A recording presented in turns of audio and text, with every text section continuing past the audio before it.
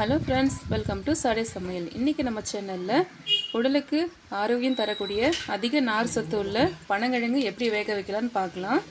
நான் ஒரு கட்டு பனங்கிழங்கு எடுத்திருக்கேன். இதில் 25 கிழங்கு இருக்குங்க.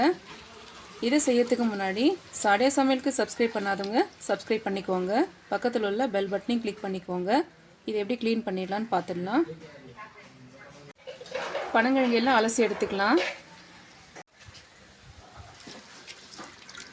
தண்ணியில் போட்டு ஒரு 5 நிமிஷம் அப்படியே விட்டுடலாம். இதில் இருக்கிற மண்ணெல்லாம் தண்ணியில் இறங்கிடும். ஒரு 5 நிமிஷம் பொறுத்து மொத்தமாக நம்ம க்ளீன் பண்ணி எடுத்துடலாம்.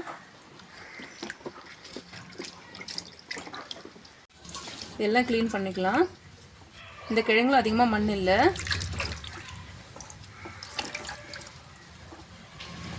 இங்கே கொனையில் மட்டும் கொஞ்சமாக கட் பண்ணிக்கலாம். ரொம்ப கீழமாக கட் பண்ணாதீங்க. இந்தளவுக்கு கட் பண்ணிக்கோங்க. இதே போல் எல்லா கிழங்கையும் சுத்தமாக கழுவிட்டு கொஞ்சமாக கட் பண்ணி எடுத்துடலாம்.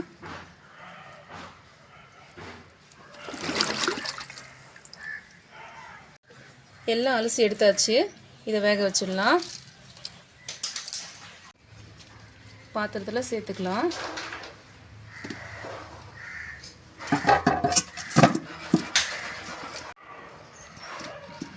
பனங்கிழங்கு இது மாதிரி வச்சு தான் நம்ம வேக வைக்கணும். ஃபுல்லாக கீழே போட்டுறக்கூடாது.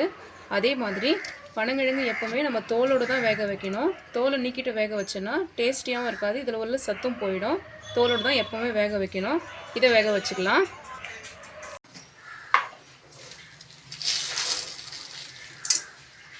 தேவையான அளவு உப்பு சேர்த்துக்கலாம்.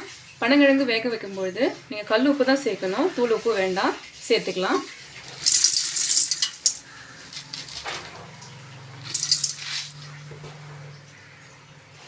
கிழங்கு வேகிற அளவுக்கு தண்ணி சேர்த்துக்கலாம்.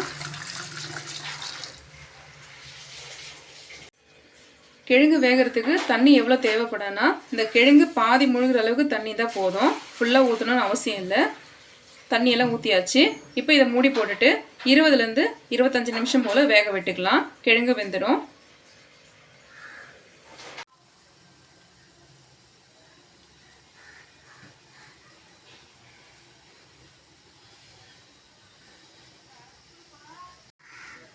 அரை மணி நேரம் ஆயிடுச்சுங்க. கிழங்கு நல்லா வெந்திருக்கு. இப்போ ஸ்டவ் ஆஃப் பண்ணிவிட்டு நம்ம எடுத்துடலாம். தண்ணியிலேருந்து கிழங்கெல்லாம் எடுத்து வச்சுக்கலாம். இந்த கிழங்கு வருஷத்தில் 3 முறை கிடைக்குங்க. இந்த கிழங்குல அதிக கலோரி, புரோட்டீன், கொழுப்பு சத்து, நார் சத்து இப்படி எல்லாமே இருக்குங்க.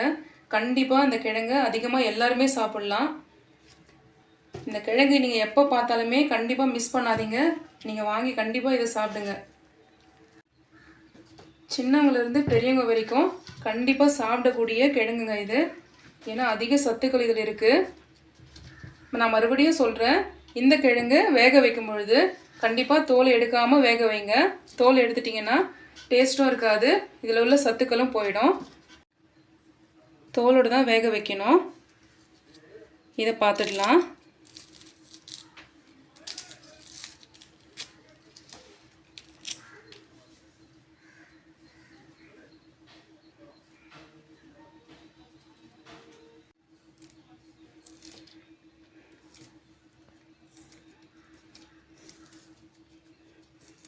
நல்லா வெந்திருக்குங்க.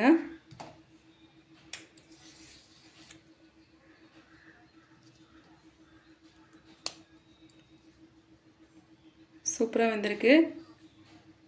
ரொம்பவே டேஸ்டியான பனங்கிழங்கு எப்படி வேக வைக்கிறதுன்னு பார்த்துட்டோம். கண்டிப்பாக நீங்கள் வாங்கி சாப்பிடுங்க. ட்ரை பண்ணி பார்த்துட்டு எப்படி இருக்குன்னு சொல்லுங்கள். மறக்காமல் சாடே சமையலுக்கு சப்ஸ்கிரைப் பண்ணிக்கோங்க.